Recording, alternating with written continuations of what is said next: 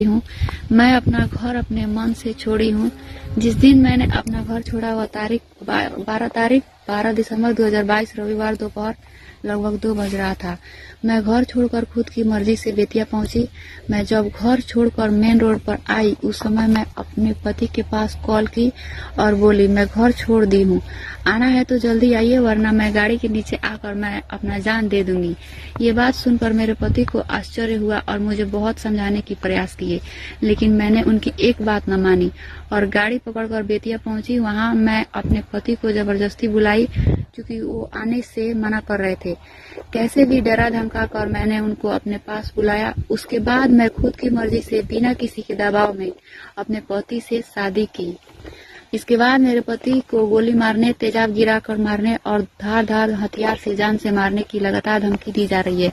इतना ही नहीं, मेरे पति के माता पिता, भाई भौजाई, बहन, मौसा मौसी को भी जान से मारने की धमकी दी जा रही है।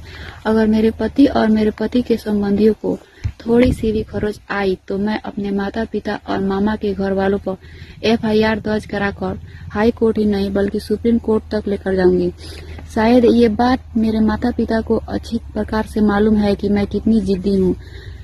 मैं यह भी जानती हूँ कि ऐसा करने पर मेरे माता पिता द्वारा मेरे पति और मेरे पति के संबंधियों पर झूठा FIR दर्ज कराने की कोशिश की जाएगी, जो झूठा और बेबुनियाद होगा। हमारे जिला के DM और SP तथा सिरिसिया OP के थाना प्रभारी महोदय से हाथ जोड़कर विनती करती हूँ कि यदि मेरे माता पिता द्वारा FIR दर्ज कराई जाए तो उस पर कोई कार्रवाई न की जाए।